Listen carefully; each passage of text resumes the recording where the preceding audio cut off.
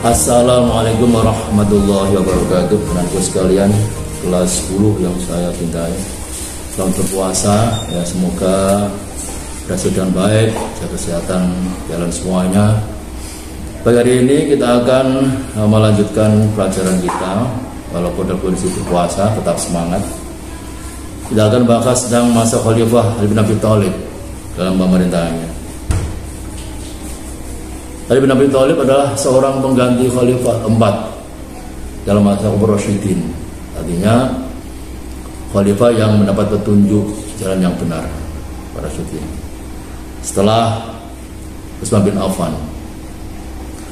Sebenarnya dalam sejarah beliau tidak ingin mengganti Khalifah tersebut karena peristiwa itu adalah peristiwa yang sangat genting, karena Utsman bin Affan adalah khalifah yang terbunuh waktu itu.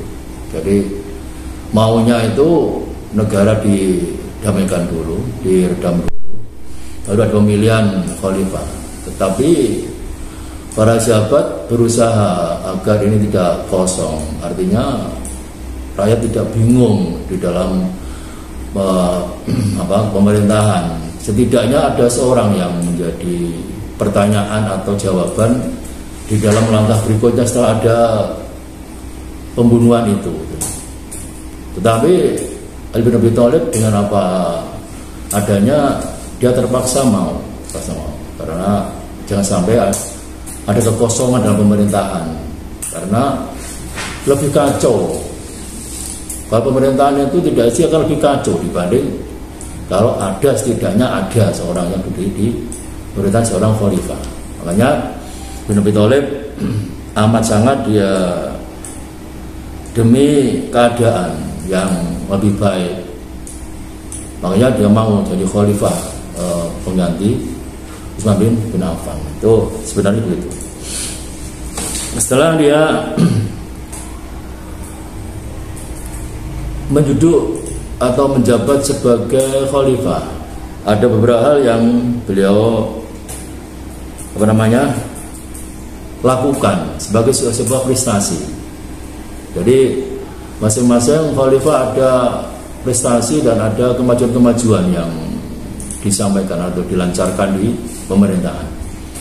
Bin Abi Thalib pertama kali ada mengganti pejabat yang kurang cakap, karena Ali bin Abi Thalib Ali itu seorang yang cerdas gitu, memandang segi apapun bisa melihat keadaan itu.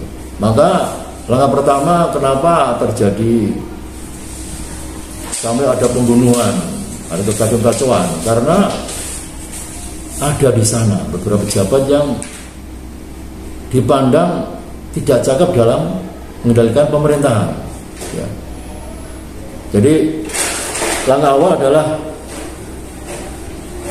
prestasi adalah mengganti pejabat yang kurang cakap, kurang bisa atau kurang cerdas, atau katakan tidak bisa mengendalikan jabatannya gitu. Itu yang pertama. Yang kedua, Ali bin Abi Thalib adalah membenahi keuangan negara atau Baitul Mal, yaitu dengan menyita harta hasil korupsi. Tadi di zaman khalifah sebelumnya terjadi korupsi atau pengambilan harta negara yang tidak sesuai dengan izin yang ada. Begitu ada harta dan negara dia miliki, mobil, tanah, kemudian yang lain dia miliki. Maka ketika dia atau Ali terpilih sebagai khalifah, bagaimana untuk menetralkan kembali keadaan negara, keuangan negara, atau aset negara yang waktu itu sudah dipandang cukup rapuh untuk aset negara. Padahal Baitul Mal, kas negara itu adalah penting. Bagaimana nanti untuk bisa mengendalikan keadaan negara dengan baik, lancar, pemerintahan dan ekonomi, perdagangan, dalam pembiayaan pembangunan itu akan lancar gitu. Makanya agar harta ini tidak sepihak dimiliki oleh orang lain, maka ini disita. Hal yang kelihatannya terlalu menjurus menjadi kekayaan pribadi disita oleh Ali bin Abi Thalib, agar nanti untuk dikembalikan ke Baitul Mal, kas negara, dan selanjutnya adalah diperuntukkan untuk meningkatkan kesejahteraan rakyat dari taraf hidup yang ada. Ini bagus, artinya kepingin menetralkan keadaan yang tadinya itu kenikmatan dinikmati oleh sebiak, selanjutnya adalah bisa merata sama masyarakat. Kemudian memajukan bidang ilmu bahasa.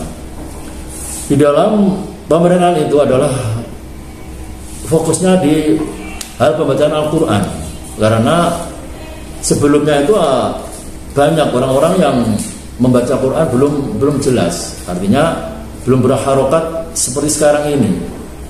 Maka di zaman itu, di zaman Nabi Muhammad SAW adalah berusaha untuk bagaimana agar tidak ada kesulitan di dalam membaca Al-Quran, tek-tek Al-Quran, ya, baik itu panjangnya maupun pendeknya, terutama dari yang jauh dari Jazirah Arab, seperti Indonesia, ya.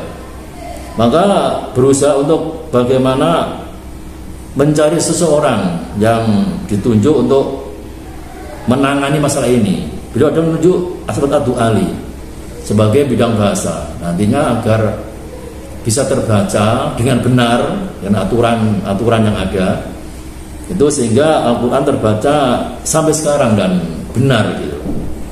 Kemudian di pembangunan, ada satu bangunan adalah adalah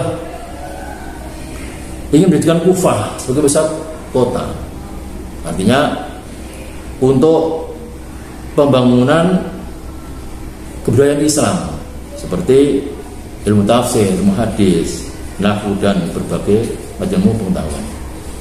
Pada aku sekalian, baik, waktu sudah cukup, kalian saya beri tugas. Satu adalah siapakah pengganti Khalifah keempat Khalifah Rasyidin. Oke.